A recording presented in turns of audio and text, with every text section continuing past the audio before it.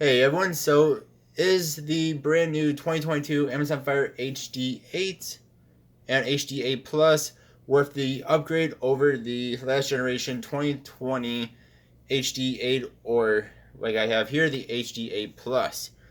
Like I always say in these videos, is if you are happy with the previous generation and you're not having issues with it, I would say save up your money or save your money and just keep that device.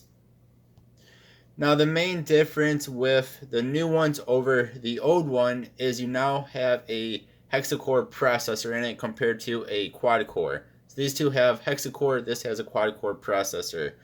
Otherwise, if you compare apples to apples, so the Plus to the Plus, they have 3 gigabytes of RAM either way, 32 gigabytes of storage, both can do wireless charging. The big thing is going to be that new processor.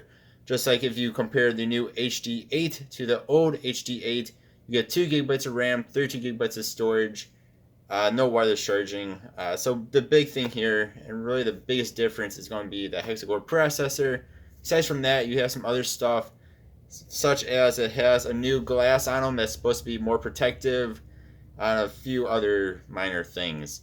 But again, biggest thing here is a new processor. And then the other big thing is you now have Fire OS 8. So we'll show that off here, a little bit of a difference. So if we come down here, you'll see you have a little bit of a different menu system here. So this gives you all one page. This one I'll give you 2 pages. The biggest thing I'm getting from this Fire OS 8 is a couple of things. One is it now has a built-in screen recorder, which is really, really cool. If you do any sort of videos for YouTube or whatever, you can record your screen without having to download an external, like I have Mobizen on the old one because it does not have the built-in screen recorder. So that is really, really cool.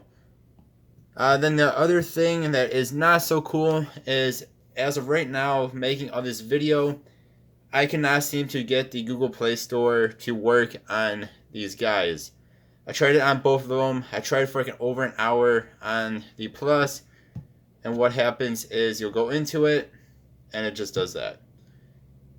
I've deleted it, I've reinstalled it probably about 5, 6, 7 different times using different APKs to get it, and none of them work.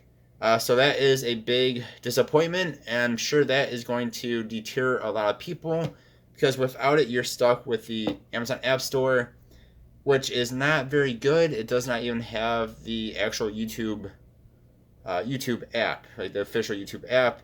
You are stuck with third-party, not good apps for a lot of things, and then other stuff you just cannot get. So that is a big difference too. Is as of right now, the Google Play Store does not seem to work on the Fire OS 8 devices, including the Fire 7 as well. All right, now I did a little bit more in depth in my other video comparing these two, but I'm going to show off a little bit of internet browsing speed here between the Plus versus the Plus. So the old versus the new. This is the new. This is the old. This time I'm not going to clear out my histories. It just kind of slows everything down, especially with budget tablets. We'll go to bestbuy.com here. I'll show you guys a bit of a speed comparison here.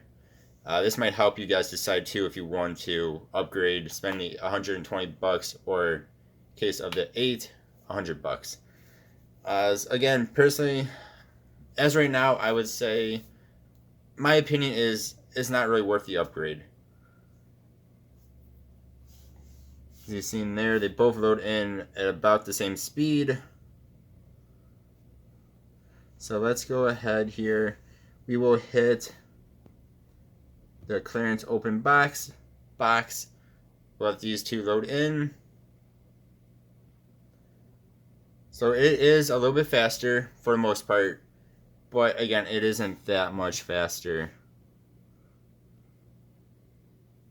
I'd hit here, just because it's the first option. And then let's go ahead, once the old one loads in, we'll go ahead and hit TVs. Both are, of course, on my home Wi-Fi, the same Wi-Fi. So one is not on a faster Wi-Fi or anything like that. You can see this time actually I think it loaded in a little bit faster on the old one. Let's go ahead and we'll hit this first option for 300 bucks.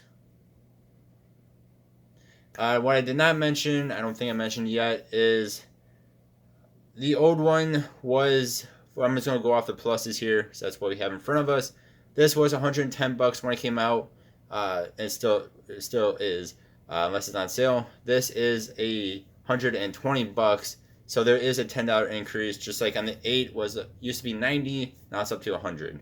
So they did have a $10 increase on them, but both are still very good priced tablets. Neither are what you call expensive in the tablet world.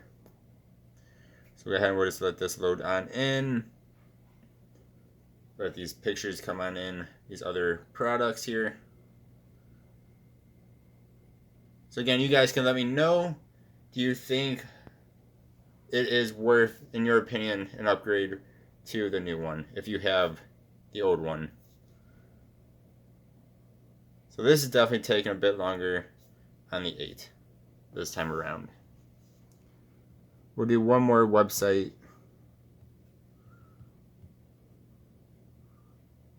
Alright, so we'll go to Apple's website here. And I believe this is the first time I've actually gone to this website since clearing out the history for one of the other videos on these guys. Let's go here. We'll hit the iPhone 14 Pro, learn more. A good thing to note too is the old cases do fit the new tablets, which is really awesome. They did not change the dimensions very slightly to make it where old cases do not work. The new cases, or the new tablets, do fit in old cases, which is excellent. Go ahead here, we will scroll down. Go ahead, we'll hit gold, hit silver, black.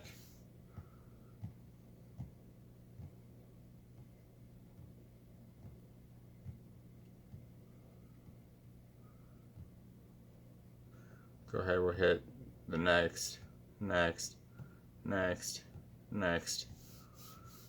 So where you want to find a difference with this processor is heavier websites, heavier apps like that.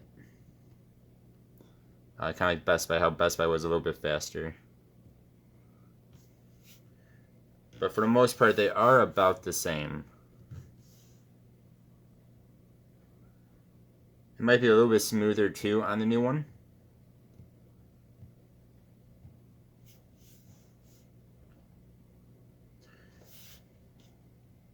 Display quality wise, they have the same resolution. They are both HD, but not full HD. But with that said, both of them look just fine. I don't think there's any issues with either. You see both of them can do the animations. No issue.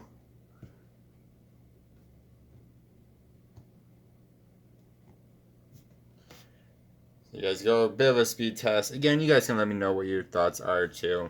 But again, as of right now, personally, I would say it's not really worth the upgrade, especially since you guys can let me know if you were able to do so, but the Play Store is not working on either of my two new 8s and does not work on the 7 either, 2022 Fire 7. Seems to be an issue with Fire OS 8 is my guess, because any device that I have that has Fire OS 7, it works just fine. Again, you guys let me know what you think. Right now, I would say save the $100 and just don't do the upgrade. I mean, unless you really want the latest and greatest device. I don't think it'll be a bad decision. It's just, I don't think it's that much better of a device. So it's not like going from the 2019 HD10 to the 2021 HD10, HD10 Plus. That was very much a big upgrade in my opinion. With this one, it's just not really much of an upgrade. But again, that's my opinion. Y'all let me know what you think. As always, I really do appreciate you. Hope you guys have a good one. I'll see y'all next time. Goodbye.